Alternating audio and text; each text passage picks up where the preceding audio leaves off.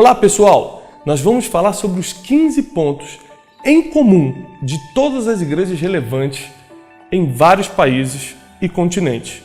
Ou seja, para uma igreja realmente chegar a ser relevante, fazer a diferença na vida das pessoas e na sociedade, elas precisam de alguns pontos. E eu consegui filtrar os 15 pontos em comum das igrejas, não só no Brasil, nos Estados Unidos, na Ásia, as igrejas que têm feito a diferença no mundo, na Oceania, como a Hillsong, na Austrália, como elas conseguem ser tão relevantes e que elas têm em comum. Porque às vezes a visão de uma não bate com a sua. Às vezes a forma de uma fazer não tem nada a ver com a forma que você faz. Esses 15 pontos não são teológicos, não são doutrinários, ou seja, não importa de que igreja você é, qual a sua linha doutrinária, esses 15 pontos são coisas naturais que acontecem, pontos naturais em comum que tornam uma igreja relevante na sociedade. Você está preparado? Porque esse treinamento vai te levar para outro nível. Todo pastor deveria assistir isso, todo líder deveria participar desse treinamento.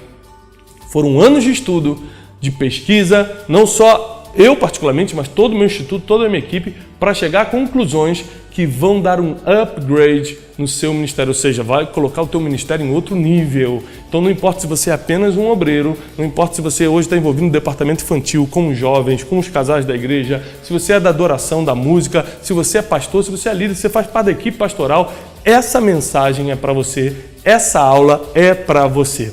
Primeiro ponto, eu anotei aqui no computador algumas coisas interessantíssimas. Toda igreja relevante, a parte musical é mais influente do que a parte da palavra. Isso aqui, querido, não quer dizer se é certo ou errado. Nós não estamos aqui para dizer o que é certo ou errado. Nós estamos aqui para revelar pesquisas, estudos. O que eu quero dizer com isso? Por exemplo, para Hillsong, hoje ser uma igreja referência no mundo, a adoração, a parte musical primeiro aconteceu. Depois todo mundo descobriu quem era o Brian Houston, que é o pastor da igreja. A mesma coisa lá com Bill Johnson, na Califórnia, nos Estados Unidos. Primeiro todo mundo descobriu as músicas da Bethel Church, do Jesus Culture, para depois descobrir quem era o Bill Johnson.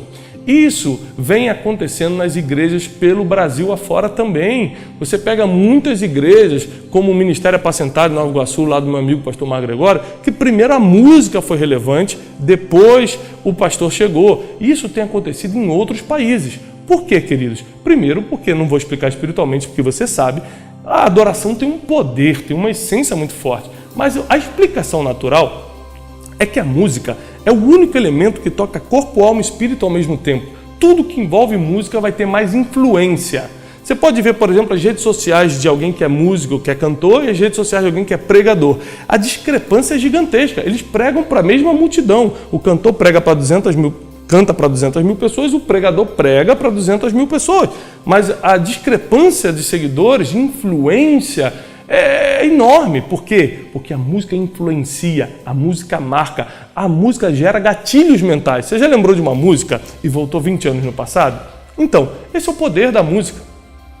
Toda igreja relevante investe muito na equipe musical, na adoração, no louvor, como você chama aí na sua igreja. E esse é um ponto que você tem que estar muito atento, porque se você realmente quer fazer a diferença como ministério, como igreja, se você é o pastor e está me assistindo, acredite no que eu estou lhe falando, a música fará diferença. A música atrai, a música consolida, a música cria os gatilhos mentais positivos nas pessoas, a música liberta, a música ela tranquiliza, a música toca as emoções e o espírito ao mesmo tempo. Invista na sua equipe de louvor. Esse é o primeiro conselho, o primeiro ponto em comum. Você pega as igrejas relevantes, você vai entender que todas elas, a adoração vem na frente. Segundo ponto em comum que eu anotei aqui para você. Um ministério infantil que eduque as crianças biblicamente, emocionalmente, financeiramente. Hoje em dia, não existe mais você colocar criança para passar tempo numa salinha para os pais assistirem o culto. Não. As crianças não são a igreja do futuro, as crianças são nossa igreja hoje. As crianças são importantes. Para quem é pai sabe do que eu estou falando. E às vezes nós não temos tempo de dar toda a educação que o nosso filho precisa. Às vezes emocional ou bíblica. Nos falta alguma coisa. a igreja, ela não é só um complemento, a igreja é parte da educação dos nossos filhos. A igreja precisa ter um ministério infantil que, além de excelente, coisas excelentes, professores preparadíssimos emocionalmente para ensinar, financeiramente para dentro dos conceitos bíblicos, já ensinar a criança a lidar com isso é uma realidade no mundo de hoje e principalmente conhecer a vida de Cristo, conhecer os princípios bíblicos através de aulas preparadas para cada idade. Então invista no departamento infantil. Quando eu digo invista, pare tudo que você está fazendo e treine seus professores de escola infantil e mande-os para cursos, mande-os para seminários, invista no material, faça a melhor sala, o mais excelente que você puder, o melhor ar-condicionado, o melhor tapete, tudo do melhor. Nossas crianças não são a igreja do futuro, são a igreja de hoje. Ok? Terceiro ponto que eu analisei, que toda igreja relevante tem em comum. Uma igreja com harmonia visual. Pessoal, o que é isso? Muita gente fala assim, Tiago, você já viu que está na moda pintar a igreja de preto? Eu odeio moda, não vou fazer as coisas por causa da moda, toda a igreja agora está de preto e tem luz em cima e tem fumaça. Querido, não é moda, é neurociência. A neurociência publicou, já provou cientificamente que a harmonia visual, por exemplo, quando você está num teatro, num cinema, que tudo é preto e somente tem uma tela ali na frente, o seu descanso mental é 96% maior, porque não tem distrações. Então, por que hoje as igrejas estão ficando no formato de teatro, escuras por dentro, pretas ou cinza, somente com um telão na frente, um LED ou com uma luz em cima do pastor? Por causa do conforto mental.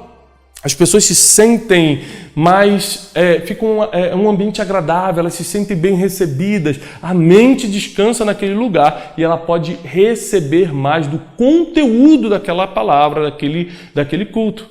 Então não acho que é modinha não, dá certo porque é ciência. Você precisa ter harmonia visual, ou seja, tem gente, você entra nos lugares que é parede vermelha, que cansa o cérebro. O vermelho, quando você fica olhando no tempo, cansa o cérebro. Amarelo, com bege, com flor na frente, com não sei o que, um monte de informação que inconscientemente vai cansando o teu cérebro. Tá bom? Então crie uma harmonia visual adequada na sua igreja, para que as pessoas tenham um conforto mental, pessoal. Lembrando que aqui eu estou dando pontos naturais que tornam uma igreja relevante, que atraem as pessoas para o seu ponto de adoração ali, de pregação da palavra. Escute uma coisa interessantíssima.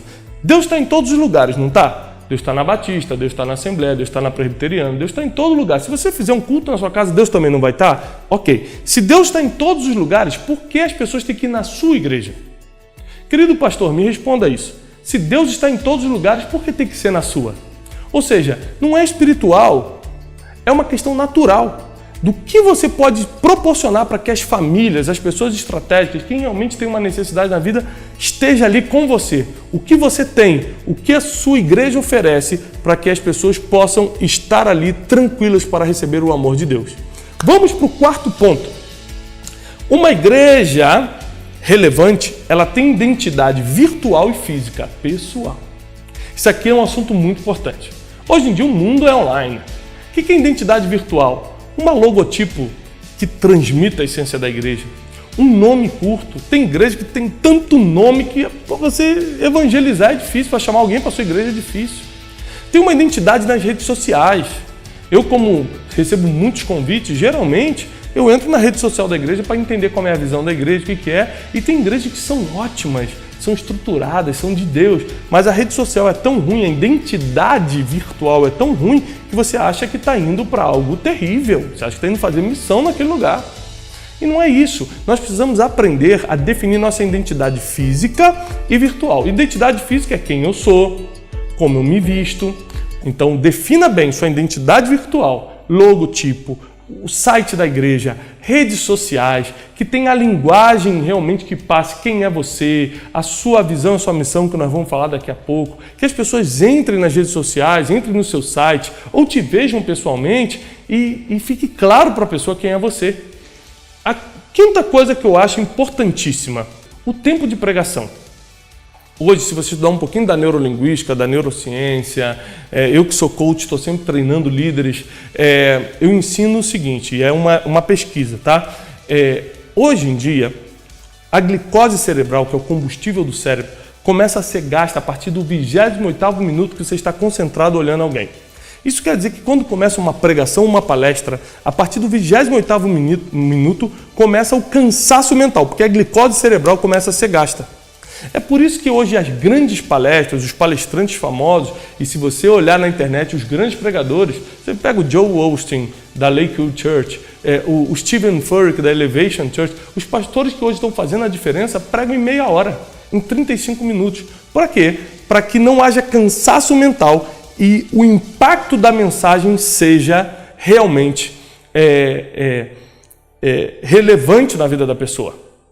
Porque às vezes, porque você passou da hora, porque você falou demais, porque você não soube concentrar tudo que você queria num tempo que o cérebro aguenta, você cansou a pessoa mentalmente e aquele impacto foi embora. A palavra foi até boa, mas perdeu o impacto.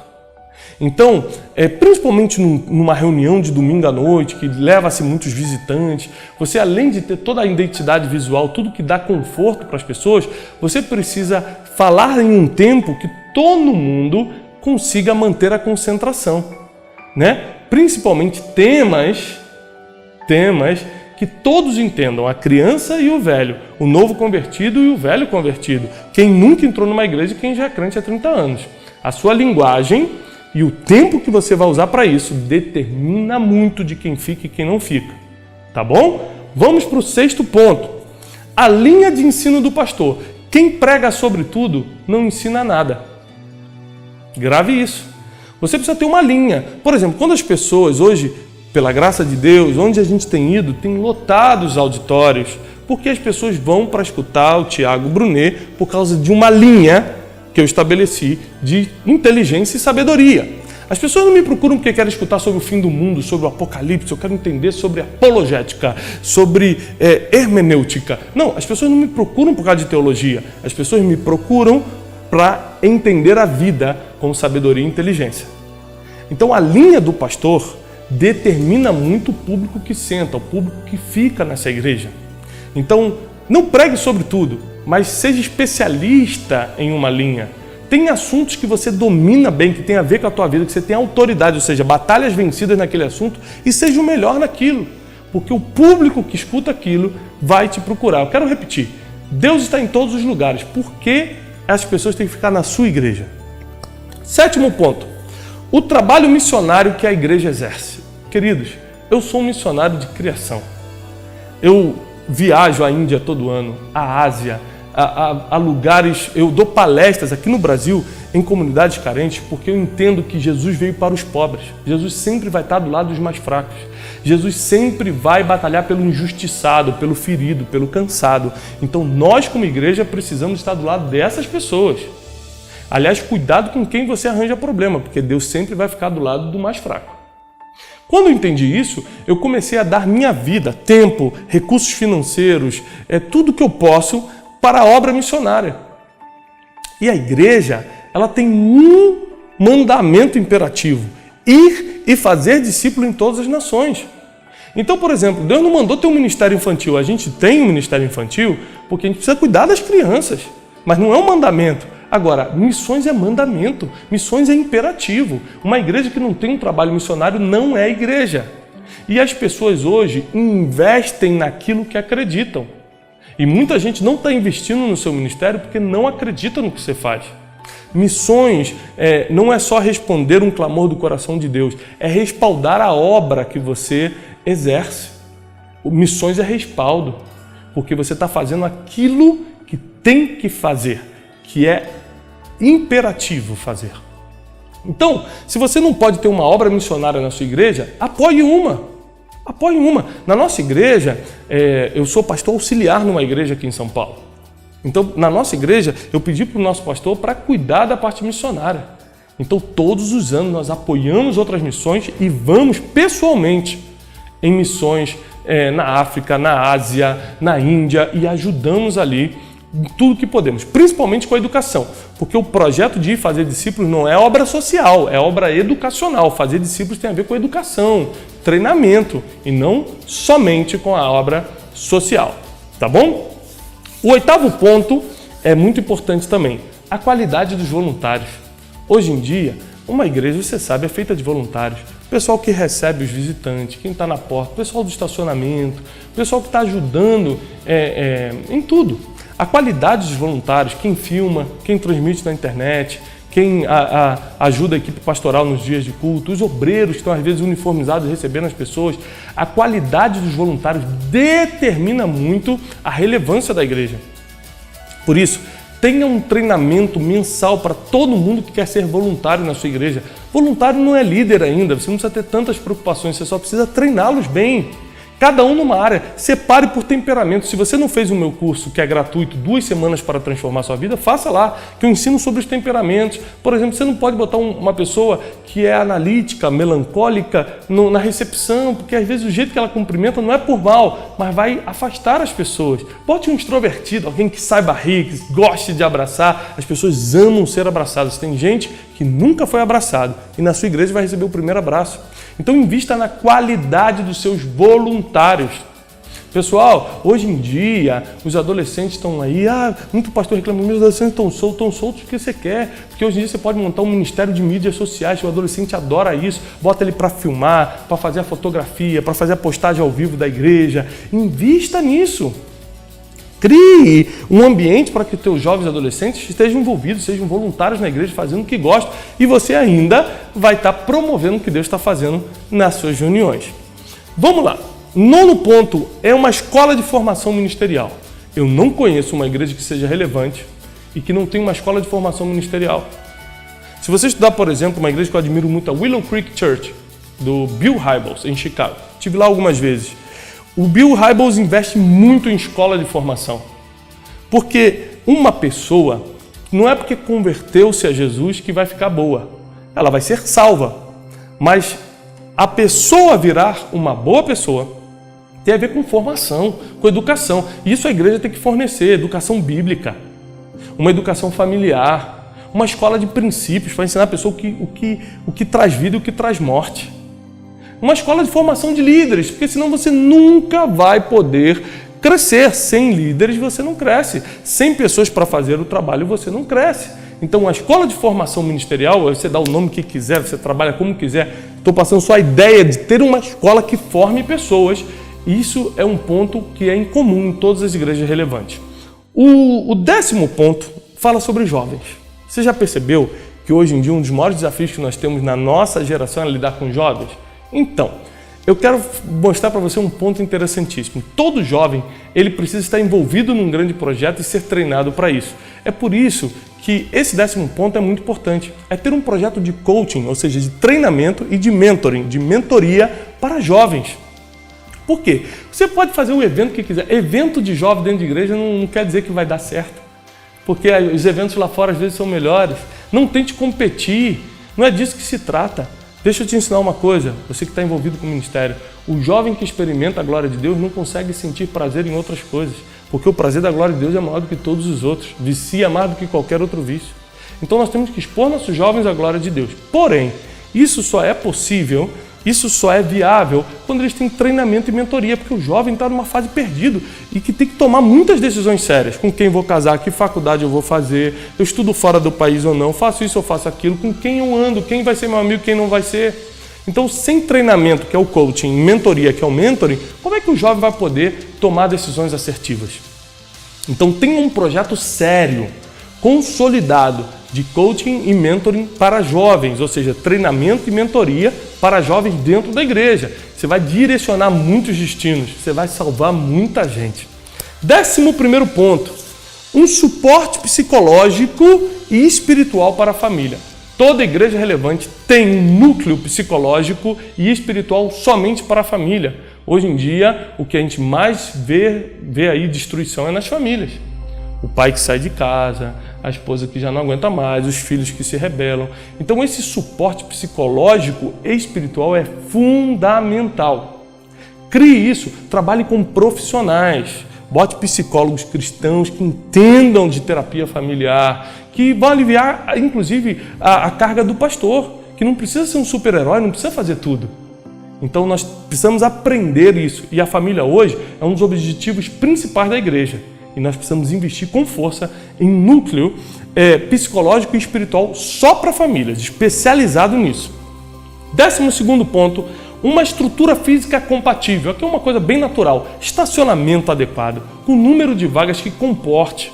Um banheiro que seja limpo, que seja agradável. Porque se a estrutura física não está compatível com a estrutura espiritual que você oferece, com o nível de ensino que você oferece, muitas pessoas estratégicas não ficam. Você tem que entender. Tem pastor que fala assim, mas fica quem quiser, fica quem ama a Deus. Não, pastor, não pense assim.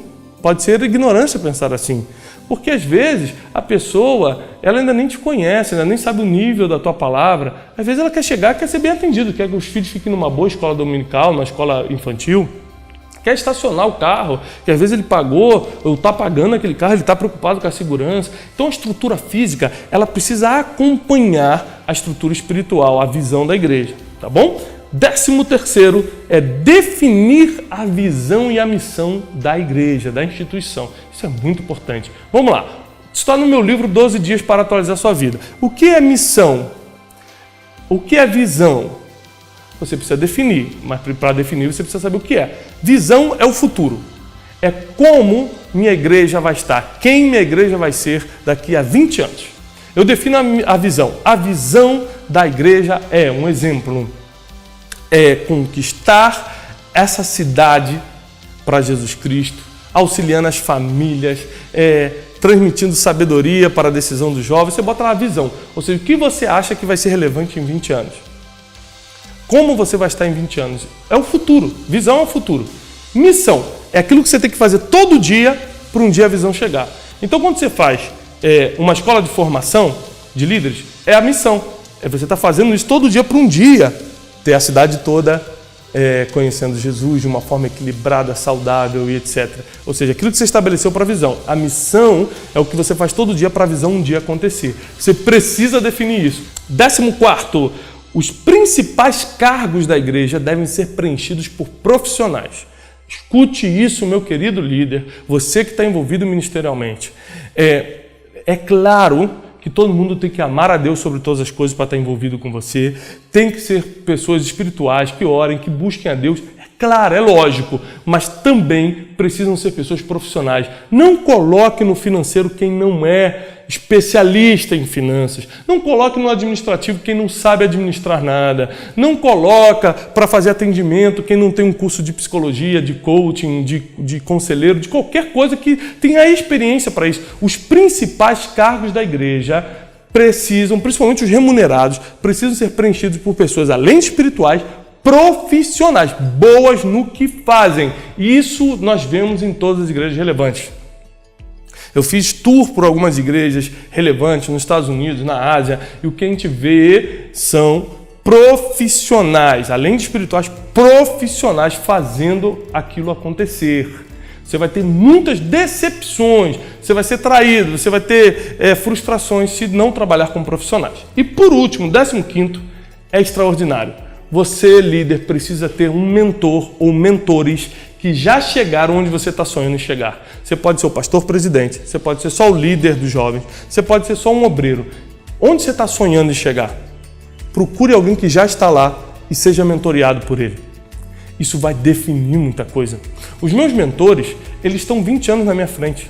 Eles estão em lugares onde eu quero estar daqui a 20 anos, mas eu já estou andando com eles, já estou aprendendo, já estou me aconselhando, não tomo decisões sem ligar para eles.